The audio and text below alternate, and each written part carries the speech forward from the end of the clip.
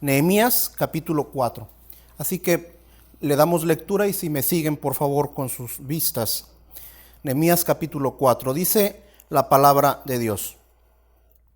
Y sucedió que cuando Sanbalat se enteró de que estábamos reedificando la muralla, se enfureció y se enojó mucho. Y burlándose de los judíos, habló en presencia de sus hermanos y de los ricos de Samaria y dijo: ¿qué hacen estos débiles judíos? ¿La restaurarán para sí mismos? ¿Podrán ofrecer sacrificios? ¿Terminarán en un día? ¿Harán revivir las piedras de los escombros polvorientos, aún las quemadas? Tobías el amonita estaba cerca de él y dijo: aún lo que están edificando, si un zorro saltara sobre ello, derribaría su muralla de piedra. Versículo 4. Oye, oh Dios nuestro, cómo somos despreciados. Devuelve su oprobio sobre sus cabezas y entrégalos por despojo en la tierra de cautividad. No perdones su iniquidad ni su pecado sea borrado delante de ti, porque han desmoralizado a los que edifican. Y edificamos la muralla hasta que toda la muralla estaba unida hasta la mitad de su altura, porque el pueblo tuvo ánimo para trabajar. Aconteció que cuando Sanbalat, Tobías, los árabes, los amonitas y los de Asdod se enteraron que continuaba la reparación de las murallas de Jerusalén, que las brechas comenzaban a ser cerradas, se enojaron mucho y todos ellos conspiraron juntos para venir a luchar contra Jerusalén y causar disturbio en ella. Entonces oramos a nuestro Dios y para defendernos montamos guardia contra ellos de día y de noche. Pero se decía en Judá: desfallecen las fuerzas de los cargadores y queda mucho escombro. Nosotros no podemos reedificar la muralla. Y nuestros enemigos decían: no sabrán ni verán hasta que entremos en medio de ellos y los matemos y hagamos cesar la obra. Y sucedió que cuando los judíos que habitaban cerca de ellos vinieron y nos dijeron 10 veces: subirán contra nosotros de todo lugar a donde os volváis. Entonces aposté hombres en las partes más bajas del lugar, detrás de la muralla y en los sitios descubiertos. Aposté al pueblo por familias con sus espadas, sus lanzas y sus arcos. Cuando vi su temor, me levanté y dije a los nobles, a los oficiales y al resto del pueblo: no tengan miedo, acuérdense del Señor, que es grande y temible, y luchen por sus hermanos, por sus hijos, por sus hijas, por sus mujeres y por su casa. Y sucedió que nuestros enemigos se enteraron que lo sabíamos y que Dios había desbaratado sus planes. Entonces todos nosotros volvimos a la muralla, cada uno a su trabajo. Y sucedió que desde aquel día la mitad de mis hombres trabajaban en la obra, mientras que la otra mitad portaban las lanzas, los escudos, los arcos y las corazas, y los capitanes estaban detrás de toda la obra, de toda la casa de Judá. Y los que reedificaban la muralla y los que llevaban las cargas, llevaban la carga en una mano, trabajando en la obra, y en la otra empuñaban un arma. Cada uno de ellos, de los que reedificaban, tenían ceñida al lado su espada mientras se edificaba. El que tocaba la trompeta estaba junto a mí. Y dije a los nobles, a los oficiales y al resto del pueblo: la obra es grande y extensa. Estamos separados en la muralla, lejos uno de otro. En el lugar que oigan el sonido de la trompeta, reúnanse allí con nosotros. Nuestro Dios peleará por nosotros. Hacíamos el trabajo con la mitad, empuñando lanzas desde el despuntar del alba hasta que salían las estrellas. En aquel tiempo dije al pueblo: cada hombre con su sirviente pase la noche dentro de Jerusalén, para que nos sirvan de guarda por la noche y el obrero por el día. Ni yo, ni mis hermanos, ni mis sirvientes, ni los hombres de la guardia que me seguían, ninguno de nosotros se quitó la ropa. Cada uno llevaba su arma en la mano. Es la palabra que el Señor tiene para nosotros el día de hoy. Te damos muchas gracias, Señor, por tu palabra. Gracias porque es viva y eficaz. Gracias porque es espíritu. Y gracias que por ella, Señor, por ella somos vivificados, alentados, levantados, exhortados. Y gracias que por ella somos transformados a la imagen de Cristo Jesús. Te pedimos, Señor, que en esta exposición Cristo Jesús sea visto, Cristo Jesús sea exaltado, nuestra salvación y nuestro glorioso Salvador pueda ser visto en todo su esplendor, para que tu pueblo y aún aquellos que han de llegar a ser tu pueblo puedan ver ese resplandor que solamente en Cristo Jesús puede irradiar, en cuyo nombre te lo pedimos y te damos gracias. Amén. La exposición de este pasaje corresponde entonces al estudio del libro de Nehemías y por lo tanto, para poner este texto dentro de su contexto, quisiera recordar lo que se ha estudiado en los capítulos 1 y 2 de Nehemías. En el capítulo 1 de Nehemías, si recordamos, vimos que este hombre de Dios ve la situación de los judíos, estamos en el contexto del retorno, del regreso de los judíos de la cautividad de Babilonia, y Nehemías ve la situación en la que se encuentran sus hermanos, una situación deplorable, una situación terrible, y en el capítulo 1 esto produjo en Nehemías un dolor en su corazón por lo que vio, y trajo a Nehemías a un llanto y a una confesión de pecados de parte de su pueblo. En el capítulo 1 vemos entonces que Nehemías confiesa los pecados por los que sabe que su pueblo fue llevado a cautividad y que por la gracia del Señor han regresado algunos de ellos a Jerusalén, pero la situación es deplorable en la que se encuentran. En el capítulo 2 del libro de Nehemías no se quedó nada más ahí este siervo de Dios. Este siervo de Dios, después de llorar y pedir perdón, clamor, en forma de clamor por perdón por sus pecados y por los de su pueblo, es llevado a hacer algo. Y lo que hace vemos en el capítulo 2 es que pide permiso al rey Artajerjes que le dé permiso de ir a Jerusalén y verificar lo que le han contado, porque todo lo que había llegado a él era por medio de lo que él había escuchado, y él quiere ir a cerciorarse de lo que pasa en Jerusalén. Y este rey, muy poderoso, como ya lo vimos también en estudios anteriores, este rey concede el permiso a Nehemías de ir. Y no olvidemos que Nehemías cumplía una función muy especial, que era ser el copero del rey, el que probaba todo aquello que el rey iba a tomar para ver si el rey no estaba siendo objeto de una traición o algo, o que quisieran atentar contra su vida. Entonces, lo que le pide Nehemías realmente era algo muy atrevido, era algo muy, muy fuera de lugar, que le permitiera ir a Jerusalén, a su tierra.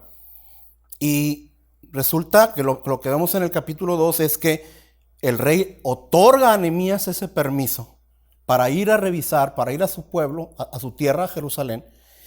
Y vemos que hay un texto, una frase que yo creo que es clave en este capítulo 2, que dice: la mano bondadosa del Dios estaba con Nehemías. Ese permiso, eso que Dios puso en el corazón de este siervo, ese permiso que le dio el rey Artajerjes, que a final de cuentas fue la obra de Dios en el rey Artajerjes para que Nehemías fuera, pues es precisamente porque la mano bondadosa de Dios estaba sobre Nehemías. Nehemías estaba recibiendo la gracia de parte de Dios que necesitaba para llevar a cabo esta misión de ir a Jerusalén. Y Nehemías inspecciona, llega a Jerusalén, e inspecciona el lugar y ve toda esa desolación y destrucción. Y no se queda solamente ahí, o sea, Nehemías ya lloró, Nehemías ya oró, Nehemías ya pidió perdón, Nehemías ya intervino para poder, ante el rey Artajerjes, para poder ir a Jerusalén, pero no se queda ahí. Después de ver toda esta situación y de ver ese lugar, su tierra, la tierra de sus ancestros, la tierra donde Dios había tratado tanto con su pueblo, llama al pueblo a reedificar la muralla, los muros de Jerusalén. Eso lo vemos en el capítulo 2. Y en el capítulo 3, que estudiamos la semana anterior, vimos cómo esa reedificación inicia, y el capítulo 3 nos da muchos detalles de cómo es llevada a cabo esta reedificación, al grado de que nos dice quiénes estaban encargados de edificar cada parte del muro. Y bueno, es así como llegamos a nuestro capítulo número 4. En el capítulo número 4, ya al capítulo número 3 terminamos con esa descripción de la edificación, y en el capítulo número 4 vemos que se presenta ya una situación nueva. Ya están el pueblo reedificando y se presenta una nueva situación, algo más ante lo que el siervo de Dios tenía que enfrentarse. Para el estudio de este capítulo 4, lo he dividido este estudio en 3 puntos. El primer punto, que abarcará del versículo 1 al versículo 9, lo he titulado Clamor ante la adversidad. Clamor ante la adversidad. Versículo 1 al versículo 9. La segunda parte de este estudio, que abarcarían del versículo 10 al versículo 15, lo he titulado Firmeza ante el enemigo. Firmeza ante el enemigo. Y la tercera y última parte de este estudio, de este capítulo, lo he titulado Perseverancia en la obra. Perseverancia en la obra. Sería del versículo 16 al versículo 23. Entonces, como decíamos, llega el capítulo 4 y Nehemías enfrenta un nuevo reto. Dice el versículo 1, 2 y 3. ¿De qué habla el versículo 1, 2 y 3? Habla de que había un individuo, Sanbalat, y en el versículo 2, en el versículo 3 habla de Tobías y de otras personas que estaban, que ya se habían mencionado anteriormente en el capítulo 2 de Nehemías, que se enojaron mucho y que se burlaron, dice el versículo 1, y burlándose de los judíos, empezaron a burlarse de los judíos por la tarea que se habían echado a cuestas de reconstruir el muro. Y si pueden checar ahí en sus Biblias, no era la primera vez que este individuo, Sanbalat, y los demás se enojaban por esta causa. En el capítulo 2, versículos 10 y 19, ahí podemos ver que ya habían manifestado ese coraje, ese enojo, desde el momento en que el rey Artajerjes les concede el permiso de ir a Jerusalén. Cuando le concede ese permiso a Nehemías, desde ahí él ya empieza a tomar coraje, enojo en contra de los judíos. Eso viene en el capítulo 2, versículos 10 y 19. Entonces ahora vemos que una vez más se levanta este opositor de la obra de reconstrucción, Sanbalat, Tobías y los que vienen ahí mencionados, que en este caso los árabes, menciona a los árabes, los de Asdod, varios que vienen ahí mencionados, y empiezan a burlarse. ¿En qué tono? ¿Qué hacen estos débiles judíos? ¿Se fijan? Débiles judíos. Podrán restaurarla ellos mismos, ellos solos podrán restaurar la muralla. ¿Sí? En el versículo 3, este individuo Tobías hace una una mofa, y dice, hasta un zorro que saltara sobre esta edificación haría que se cayera. Y pues hace referencia a un zorro porque los zorros son muy cautelosos para caminar. Caminan, como decimos, de puntitas, ¿verdad? Hasta cualquier cosita, o sea, está obviamente exagerando. Dice, cualquier cosita que pase por ahí encima la va a desbaratar. Es una burla que está haciendo respecto a la obra de reconstrucción del muro. Y esto, por consecuencia, trae en aquellos que están realizando la reedificación, trae desaliento. Trae desaliento. El desaliento es una de las armas que el enemigo de la obra de Dios usa con mucha frecuencia. Es un arma en contra de la fe. En tanto que la fe del constructor de la obra de Dios está basada en las promesas de Dios, en lo que Dios ha dicho, en lo que Dios ha establecido. El desánimo es un arma que ataca esta fe, ataca esto, tratando de que el constructor, que es el obrero que está en la obra del Señor, se desanime. Que se desanime. ¿Y cómo lo hace? Principalmente tratando de que se olvide de las promesas de Dios. De que se olvide de las promesas de Dios. Ahora, yo quisiera que viéramos, el Antiguo Testamento tiene varias referencias a esas promesas que Dios había hecho al pueblo de estar con ellos en la reconstrucción. Pero quiero que vayamos a Deuteronomio capítulo 30, versículo 2. Deuteronomio capítulo 30. Dice la palabra de Dios.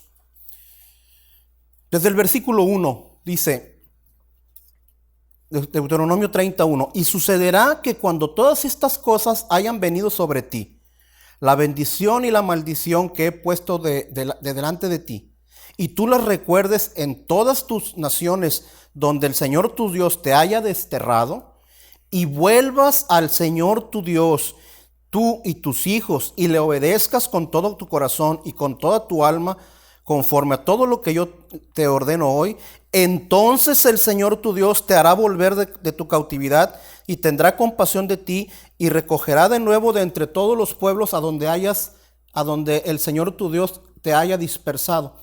Si tus desterrados están en los confines de la tierra, de ahí el Señor tu Dios te recogerá y de ahí te hará volver.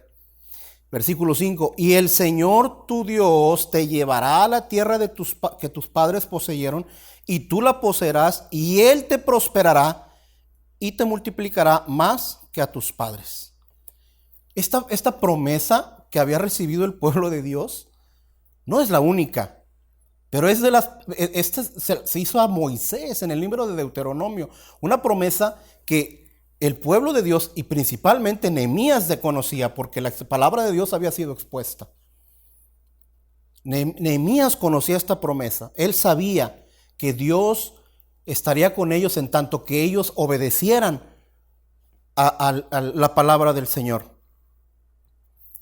Nehemías, recordemos, Nehemías ya tenía el permiso para reedificar. Ya el rey Artajerjes le había concedido, de tal manera que este hombre, Sanbalat y todos sus secuaces, no podían detener la obra porque sería estar en contra de la voluntad del rey Artajerjes, sería muy malo para ellos, estarían en contra de la voluntad.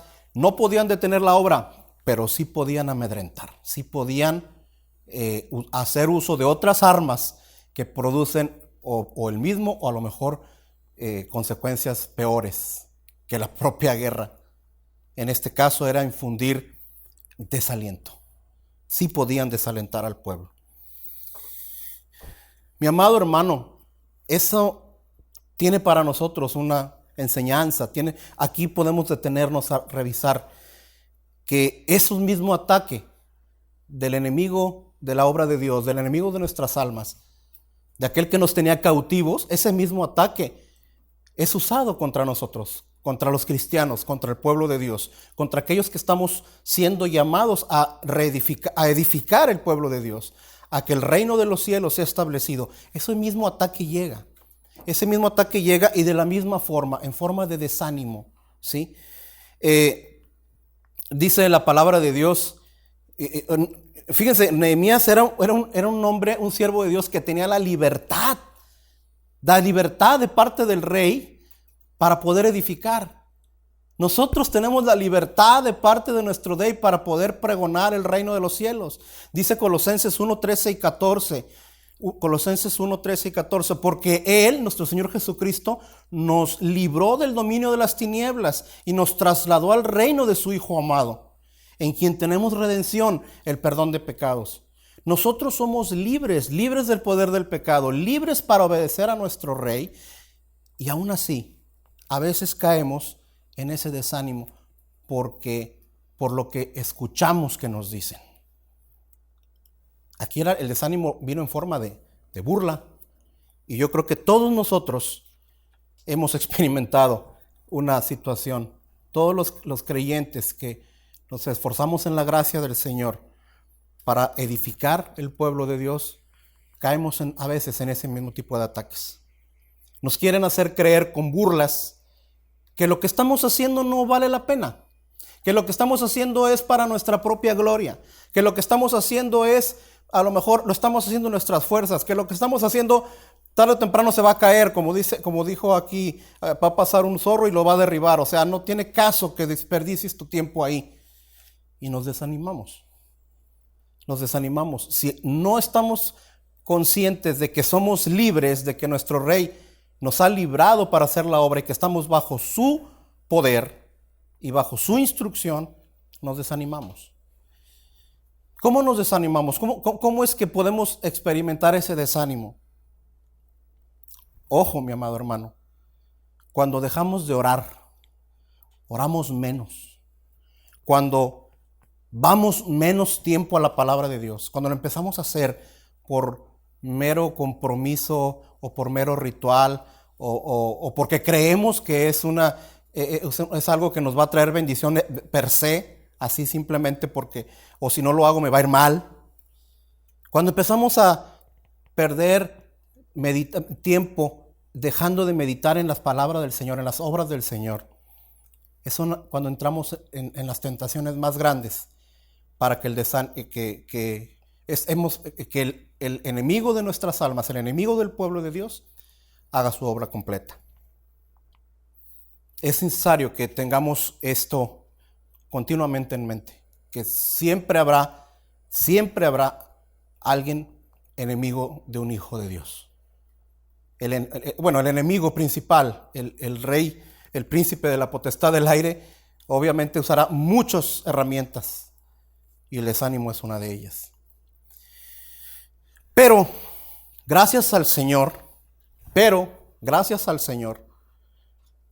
dice la palabra de Dios en Hebreos 10:38, mas el justo vivirá por la fe. Y si retrocede, mi alma no se complace de él, dice la palabra de Dios. Pero nosotros no somos de los que retroceden para perdición, sino de los que tienen fe para preservación del alma. Gracias al Señor, nuestra vida es por fe. Y por eso es que vemos aquí, a partir del versículo 4, la intercesión de este siervo del Señor.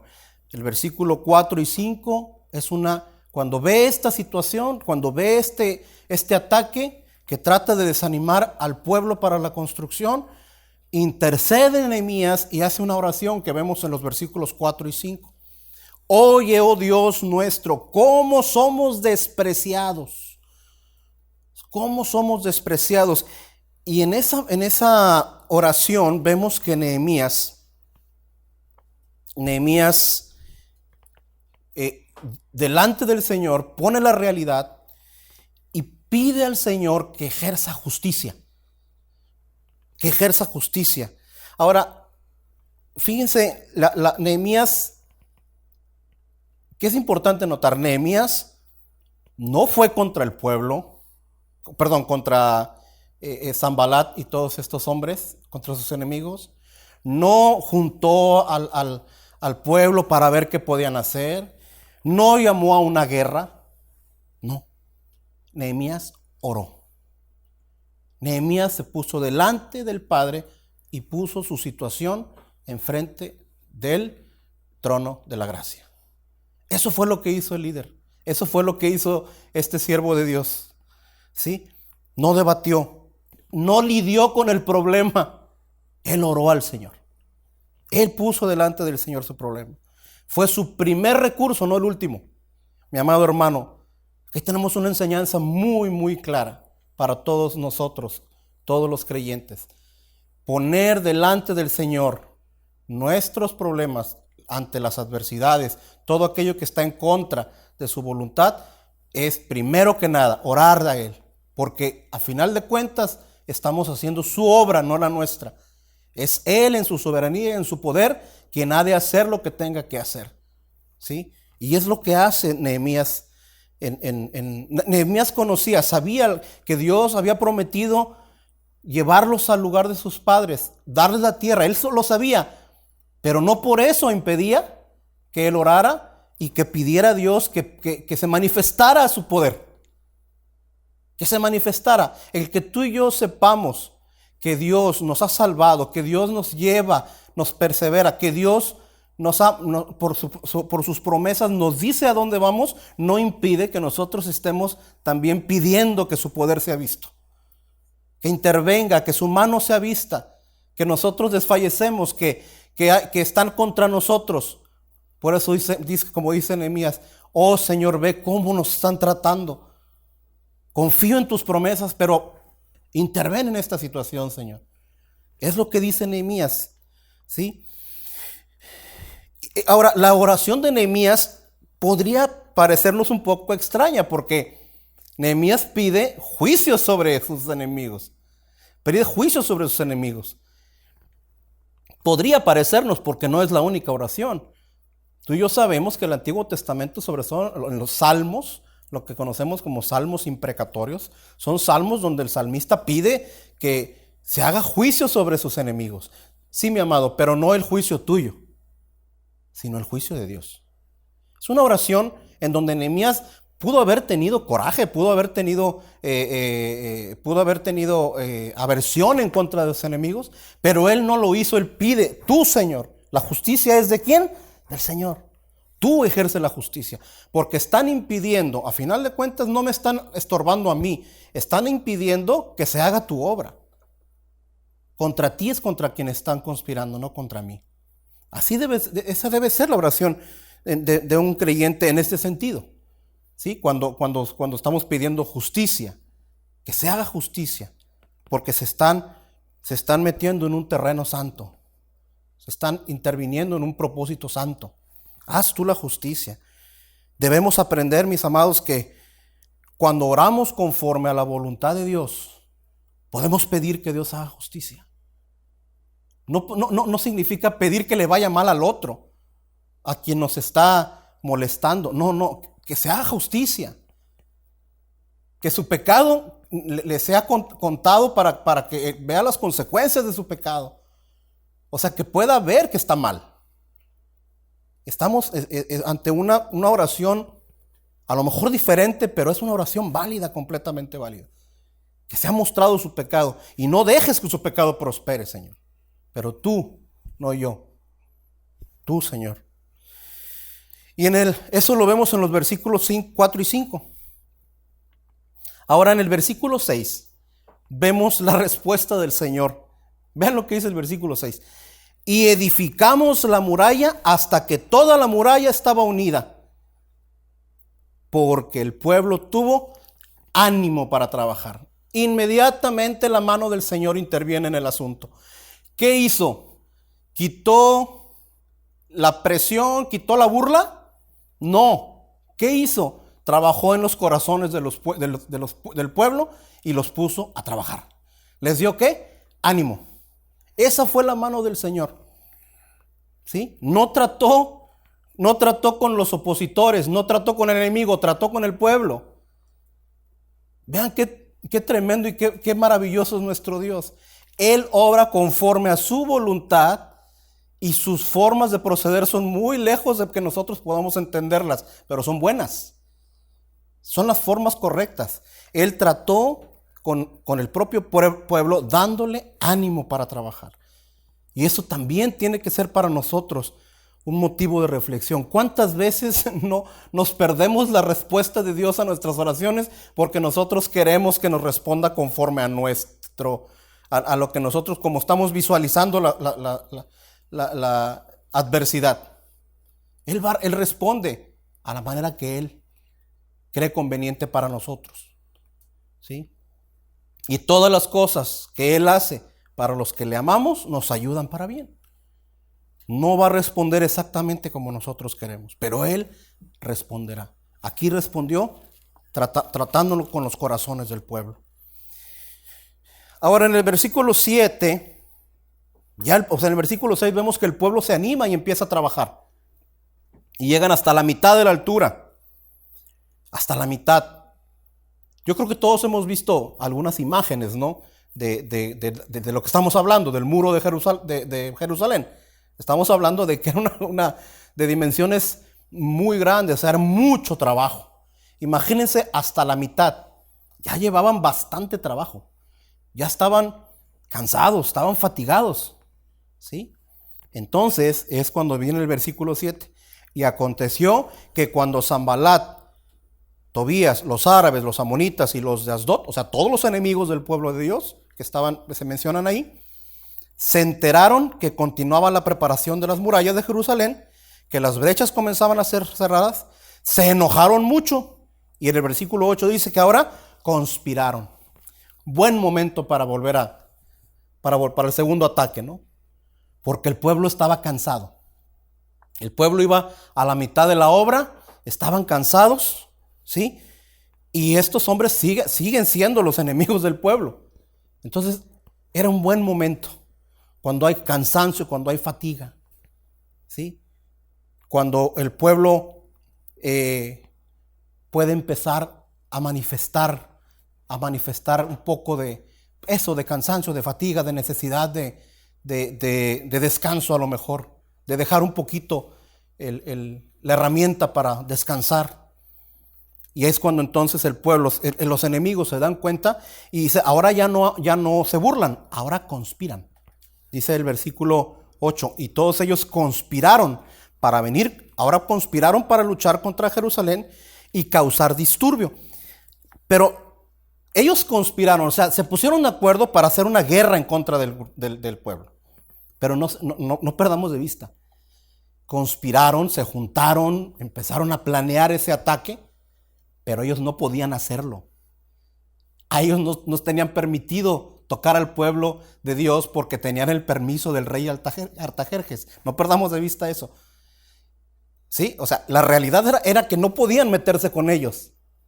Entonces ellos hicieron como que sí podían atacar al pueblo. ¿Para qué? Para amedrentarlo. ¿Te fijas, mi amado?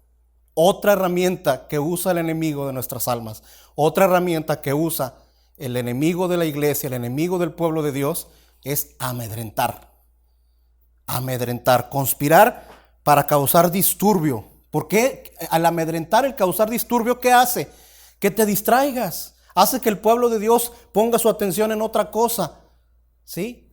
Que no te enfoques en lo que Dios quiere que te enfoques. Y sobre todo que olvides su promesa. ¿Sí? El amedrentamiento trae como consecuencia eso. Mi amado, ¿qué vemos mucho en este tiempo? Amedrentamiento. Mucho amedrentamiento. Nosotros como pueblo de Dios, como cristianos nosotros sabemos, y lo ha repetido muchas veces nuestro pastor, que para nosotros el vivir es Cristo y el morir es ganancia.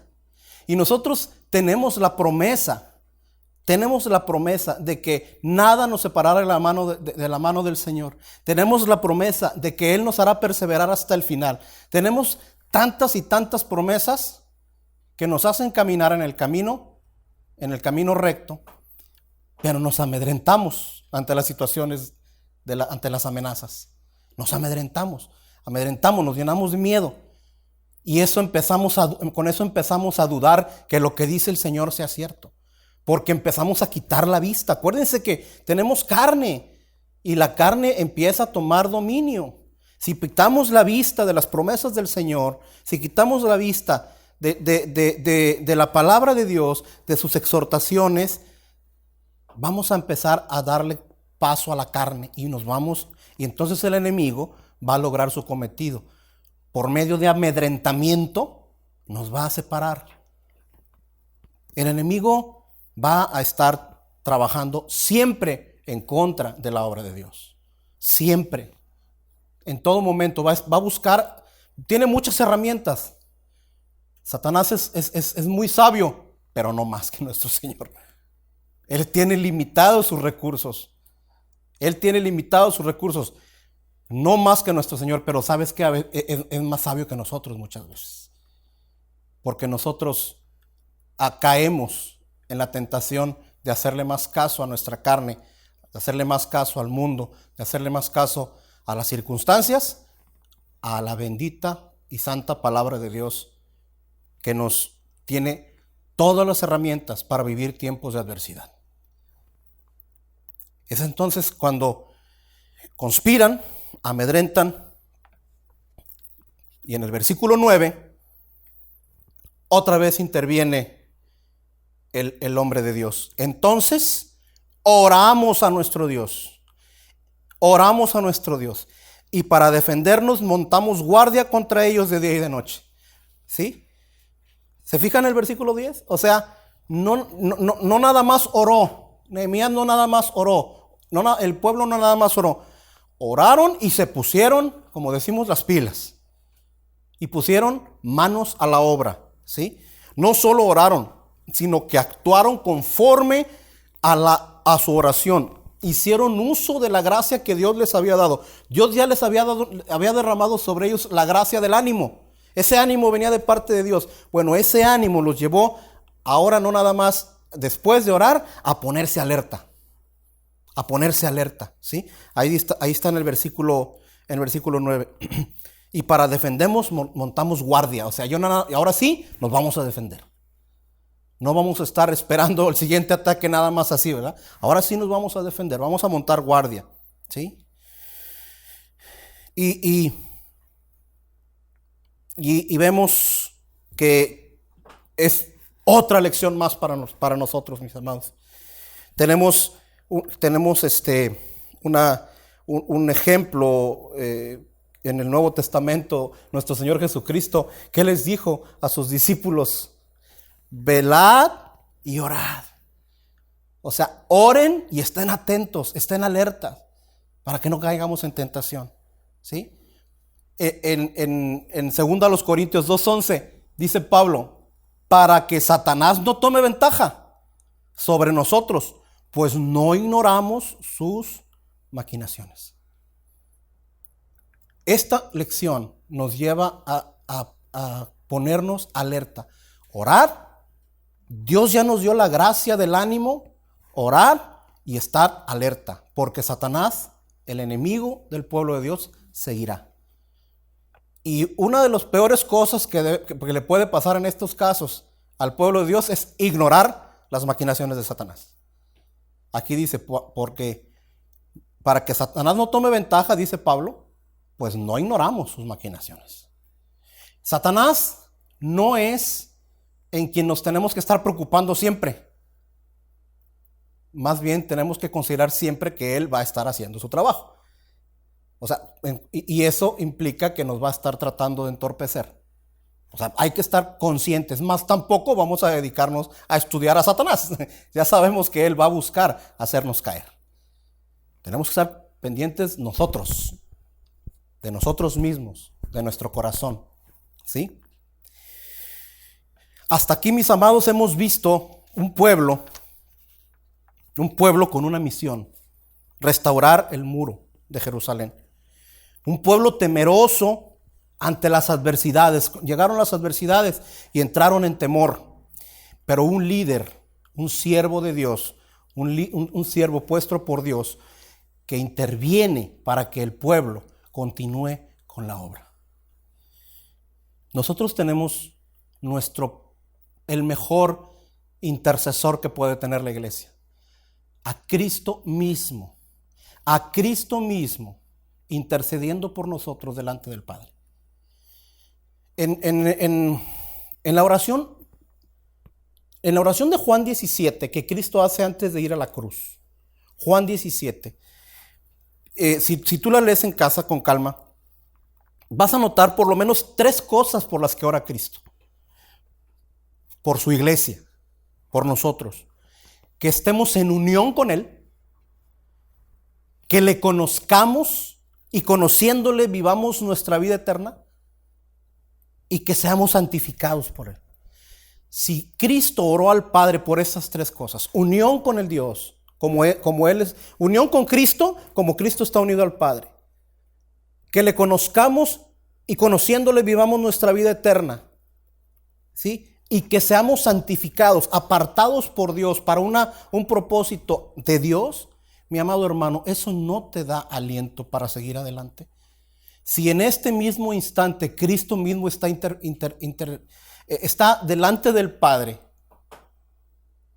interviniendo para que su obra continúe a pesar de lo que estamos viviendo. Cristo mismo está intercediendo en este momento. Y nosotros en el mundo tenemos la confianza de llegar al trono de la gracia, acercarnos para recibir misericordia y para que hallemos gracia. Porque Cristo mismo es quien intercede. Cristo mismo es quien llegó delante del Padre a hacer sacrificio por nuestros pecados, a romper lo que nos separaba de Dios con su propia sangre. Lo hizo de una vez y para siempre. Ese lugar, el lugar santísimo, el lugar de la presencia misma de Dios, hay acceso para ti, para mí, mi amado hermano. Porque Cristo ya lo abrió. No nos puede dar eso ánimo enfrente de la adversidad. Si este pueblo tuvo un intercesor que obró conforme a la voluntad de Dios, bajo la gracia de Dios, y el pueblo continuó con la obra, tú y yo, mi amado hermano, tenemos mucho más ventaja porque tenemos al mejor intercesor delante del Padre y con el trono abierto para esperar la gracia que necesitamos y seguir avanzando. Puesto los ojos de Jesús, el autor y consumador de nuestra fe. En el versículo 10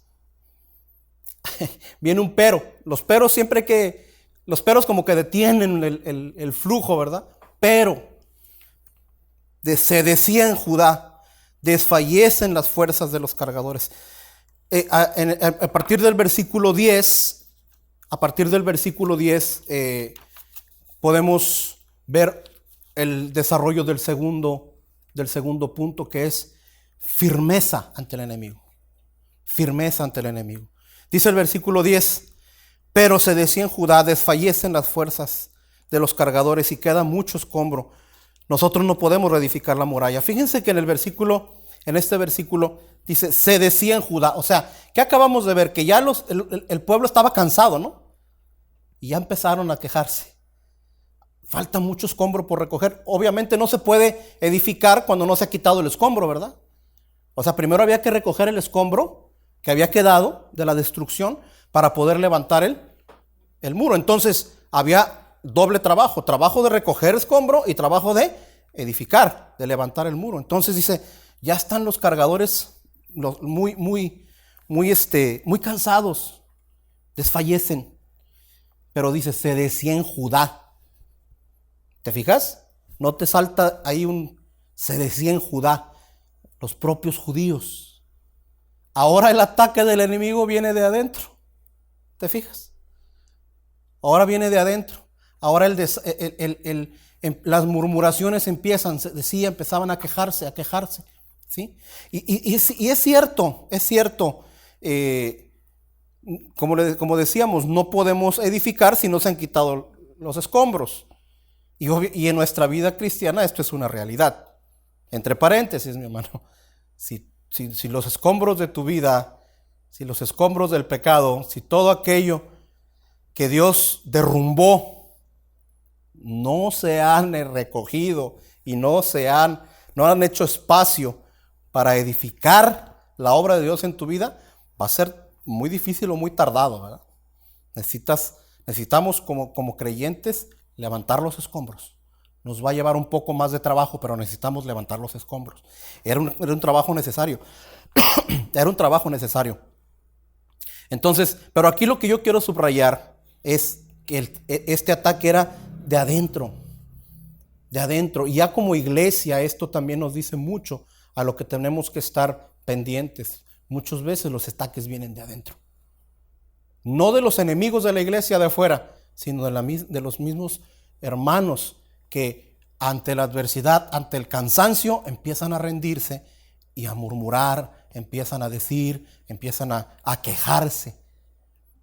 ¿Sí? Se decía, murmuraciones también desaniman, también amedrentan las murmuraciones.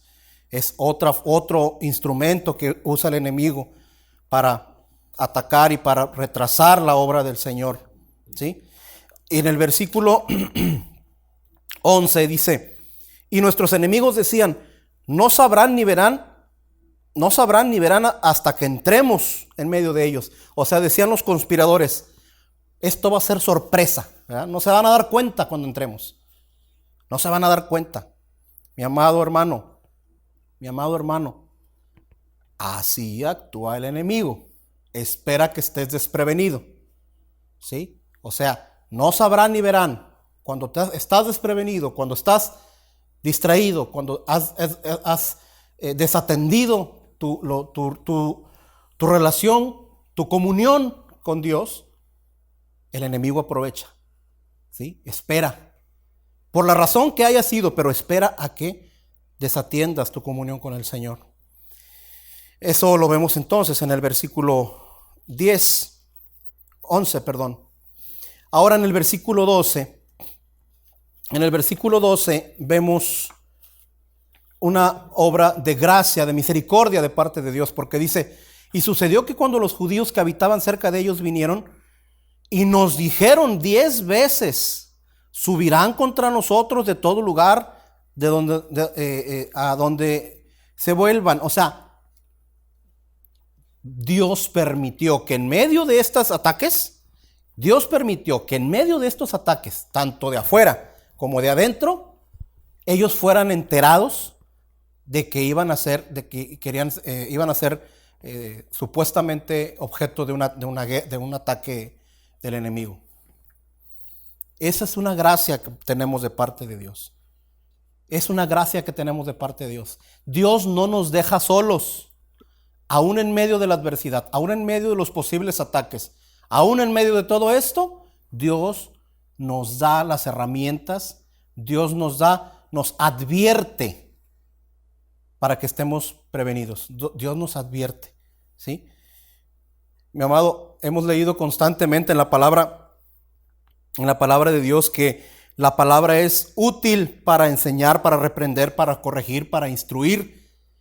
Eso es lo que Dios en su gracia nos concede para que estemos preparados. Para que estemos preparados para toda buena obra. Para que estemos preparados para el ataque del enemigo. Su palabra. En su misericordia, Dios nos concede su palabra en todo momento, pero principalmente y especialmente en tiempo de adversidad. Analiza, mi amado, tu corazón. ¿Qué tanto estás haciendo uso de esa gracia que Dios te da, de su palabra? O estás metido en los noticieros, o estás metido en las redes, o tus conversaciones con los incrédulos es ¿cuántos muertos van? ¿O cuántos se contagiaron? Cuidado, mi amado, cuidado, porque tú tienes la gracia de parte de Dios para enfrentar esta adversidad con su palabra. Eso es lo que tienes de parte de Él. Y si la descuidas, entonces las consecuencias puedes pasar por consecuencias muy dolorosas, muy, muy dolorosas. En el versículo 13 vemos que ahora, recordemos que el título de esta parte, de esta sección del estudio es firmeza ante el enemigo. En el versículo 13, entonces, lo que hace Nehemías, vean el versículo 13. Aposté hombres en las partes más bajas. Más adelante, aposté al pueblo por sus familias con sus espadas. Versículo 14, cuando vi su temor, me levanté y dije a los nobles y oficiales y al resto del pueblo, no tengan miedo, acuérdense que el Señor es grande y temible. ¿Sí? O sea, ¿qué hizo Nehemías? Sí, Nehemías puso al pueblo alerta, firme. Dice, aposté hombre. Apostar quiere decir que estaban ahí firmes, ¿verdad? Para esperar el ataque. Aposté hombres y les dije, ánimo, el Señor está con nosotros. Ánimo, o sea, el ataque puede venir, pero el Señor está con nosotros, ¿sí? Vemos en el versículo 13 y 14 que Nehemías ya había oró primeramente, puso las manos a trabajar, pero sobre todo, mis amados, no entró en pánico. No entró en pánico. Ya estaba ahí la zozobra del posible ataque. Él no entró en pánico. ¿Qué hizo? Él confió y actuó en forma concreta. O sea, hizo cosas concretas. Hizo cosas concretas. En la medida en que nosotros estemos en comunión con nuestro Dios, por medio de su palabra, escuchando a su Espíritu que nos habla por medio de su palabra, vamos a tener más confianza y vamos a poder hacer cosas concretas y correctas. ¿Qué fue lo que hizo Nehemías? Concretas y correctas. O sea, apostó hombres. O sea, no estuvo esperando a ver qué voy a hacer, o a ver qué se me ocurre. No, hizo cosas concretas. Eso nos debe distinguir a nosotros, al pueblo de Dios, de quien no conoce la palabra de Dios. La confianza en su palabra, la confianza en sus promesas, la confianza en su protección y actuar conforme a su propósito con cosas concretas. Como decimos por ahí coloquialmente, sin andarnos por las ramas, ¿verdad?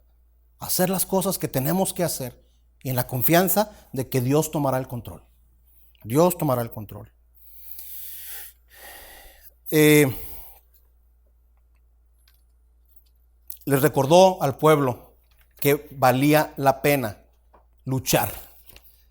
Le recordó al pueblo por medio de esta palabra, háganlo por sus familias, háganlo por sus casas, vale la pena luchar. ¿Por qué? Porque el Dios está con nosotros. Vale la pena, mi amado hermano, vale la pena seguir luchando. En el versículo 15 vemos otra vez la mano misericordiosa de nuestro Dios. Otra vez la mano misericordiosa. Sucedió que nuestros enemigos se enteraron que lo sabíamos y que Dios había desbaratado sus planes. Dios había desbaratado sus planes. Entonces todos nosotros volvimos a la muralla, cada uno a su trabajo. ¿Qué hizo Dios anteriormente? Puso ánimo en sus corazones. ¿Qué hizo Dios ahora? Puso a Nehemías a la gente, a que pusiera a su gente en alerta, y estos hombres vieron que la cosa era en serio y dijeron, no, pues siempre no. ¿Por qué, mi amado? Porque los enemigos no iban realmente, no querían pelear, querían amedrentar nada más. Querían amedrentar, porque sabían que si entraban en guerra, el rey los iba a reprender, el rey Artajerjes.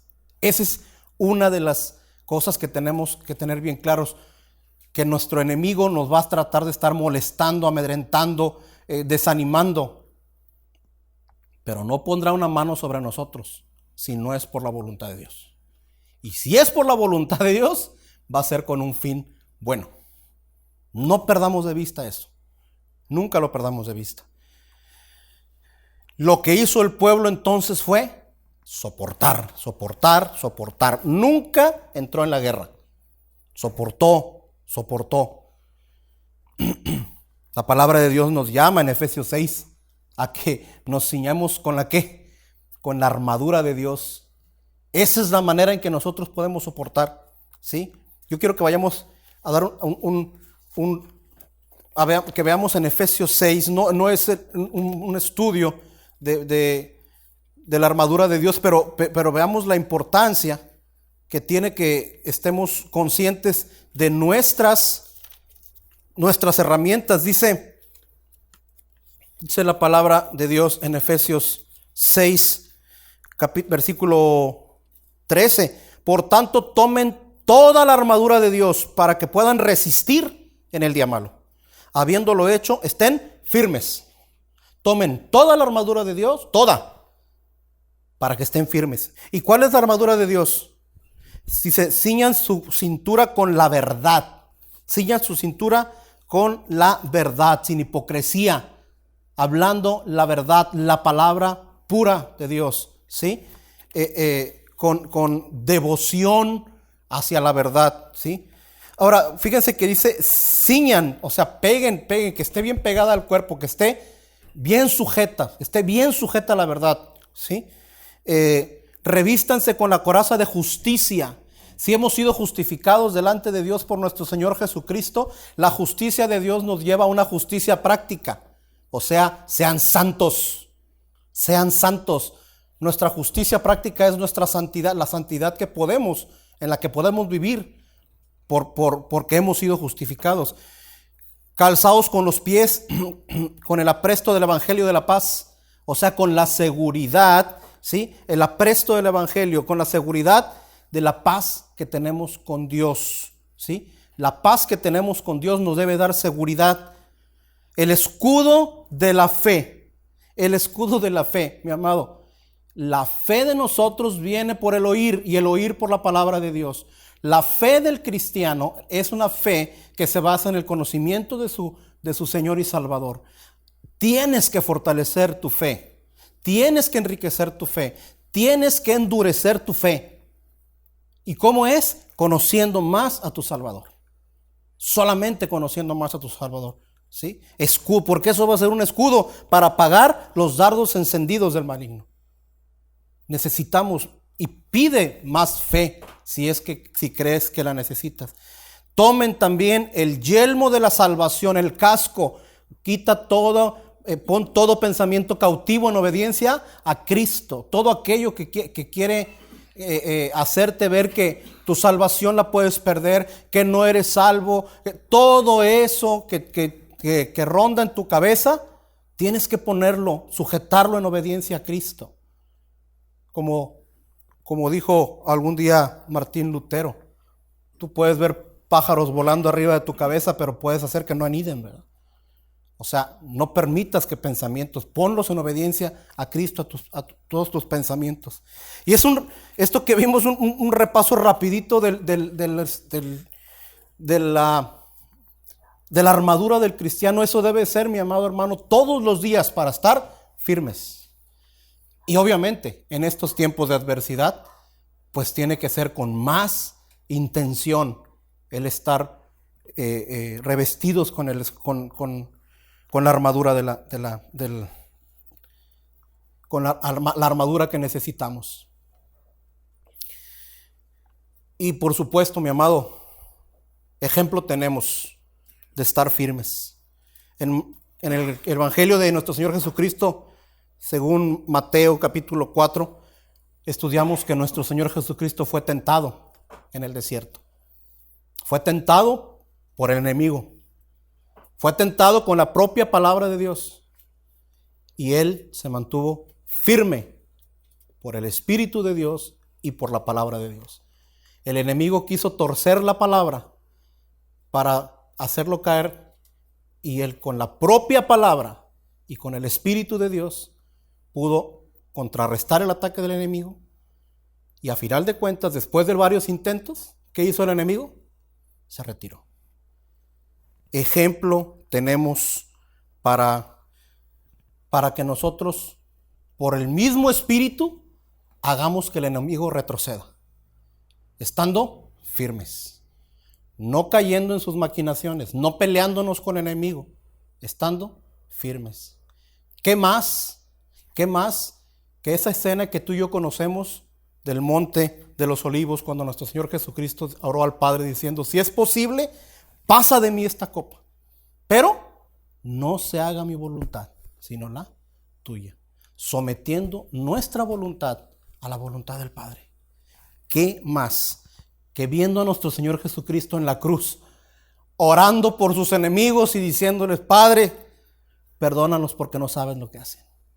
¿Qué más, mi amado hermano? ¿Qué otra cosa necesitamos para ver la firmeza que debemos tener ante la adversidad? Cuando nuestro Señor Jesucristo iba a ir a la cruz por causa de tu pecado y mi pecado, que Él sabía que su santidad sobre su santidad iba a ser puesto ese pecado. O sea, Él nunca dejó de ser santo, pero nuestro pecado fue puesto encima de Él y fue visto como pecado. Dice la palabra de Dios que hubo un intercambio, su justicia contada para nosotros y nuestro pecado contado para Él. Y ahí mismo, o sea, imagínate el ser más santo que había pisado, el único ser completamente santo que había pisado la tierra, estar pensando en que iba a ir a un lugar donde iba a ser lleno de pecado. Imagínate la angustia que había, que Él sabía que su Padre lo iba a despreciar por causa de tu pecado y de mi pecado. Y Él estuvo firme. Él estuvo firme hasta el final.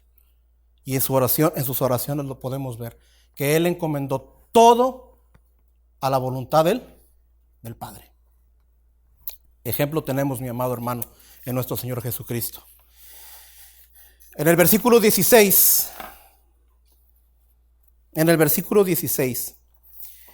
dice, y sucedió que desde aquel día la mitad de mis hombres trabajaban en las obras, mientras que la otra mitad portaba lanzas, escudos, arcos, las corazas, y los capitanes estaban detrás de toda la casa de Judá. O sea, a partir de aquel día, ¿cómo estaban ya?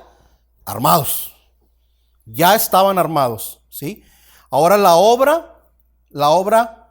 la llevaban a partir de, como dice, con una mano la herramienta de construcción y en otra mano la herramienta, el arma, ¿no? ¿Por qué? Porque esa es la enseñanza que tenemos ahí, es que así se debe realizar la obra de construcción del reino de Dios. Todo el tiempo, como dice algún predicador que escuché alguna vez, no recuerdo realmente, pero la frase se me quedó: con la espada y con la pala. Con la espada y con la pala. Con la pala para construir, porque el obrero tiene que construir, tiene que estar edificando el reino, tiene que estar edificando la iglesia, tiene que estar poniendo el siguiente ladrillo. Y con la espada para estar constantemente defendiéndose de los ataques del enemigo, ¿sí? Que es la verdad. Con la espada, la verdad. Esa es la labor de la iglesia. En el versículo 19, vean, dice Nehemías: y dije a los nobles y a los oficiales y al resto del pueblo, la obra es grande y extensa, estamos separados en la muralla, lejos uno del otro. En el lugar donde oigan el sonido de la trompeta, reúnanse ahí con nosotros. Dios peleará por nosotros. O sea, es un llamado a la unidad. Estamos muy dispersos, estamos cada quien haciéndolo por donde... No, reúnanse con nosotros. La construcción, la edificación del reino de Dios en la tierra, el llamado que hace nuestro Señor es estar unidos en el mismo espíritu, unidos, reúnanse con nosotros. Y dice en el versículo más adelante que ellos todo el día estaban trabajando, todo el día, de día y de noche, dedicaron todo lo que tenían a la obra, ¿sí? Y dice que al final del versículo 23, que ya estamos en la tercera sección, que es perseverancia en la obra, dice en el versículo 23 que aún no se quitaban la ropa para no dejar espacio, no estar desprevenidos. Mi amado hermano, necesitamos seguir edificando así, trabajando y prevenidos.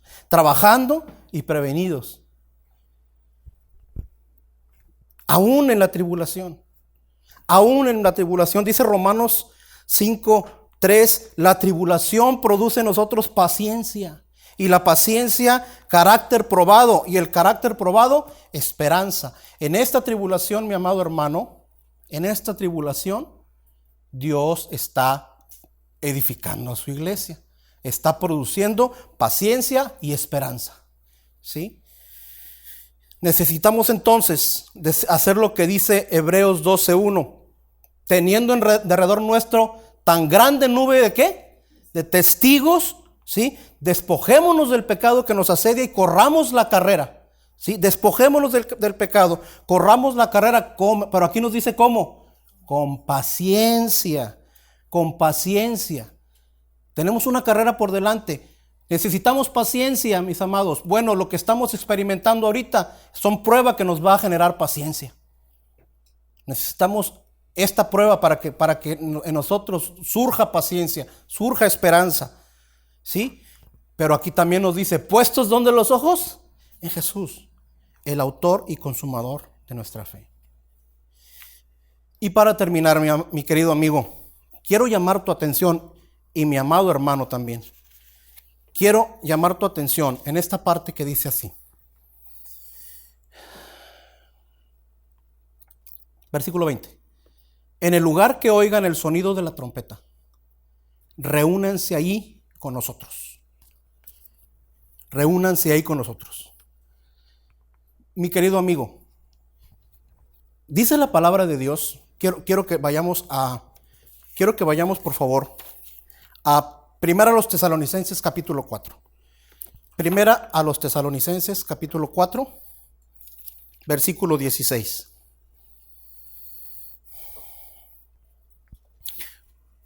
Pues el Señor mismo descenderá del cielo con una voz de mando, con voz de arcángel y con la trompeta de Dios. Y los muertos en Cristo se levantarán primero. Entonces nosotros, los que estemos vivos y que permanezcamos, seremos arrebatados juntamente con ellos en las nubes, al encuentro del Señor en el aire. Y allí estaremos con el Señor para siempre. Al sonido de la trompeta, mi amada y querida, mis amados y queridos hermanos, estemos prevenidos, estemos alerta, porque la trompeta va a sonar en un momento a otro. Y seremos llamados a estar en la presencia del Señor, gozando de su presencia para siempre, gozando de su hermosura, gozando de su sabiduría, conociéndole eternamente. La trompeta sonará. Mi querido amigo, la trompeta sonará. Los que son de Cristo irán con Cristo para siempre. Los que Cristo redimió, por aquellos que murió, por aquellos que se entregó, por aquellos que derramó toda su sangre, irán con Él para siempre. Mi querido amigo, ¿estás preparado para escuchar la trompeta?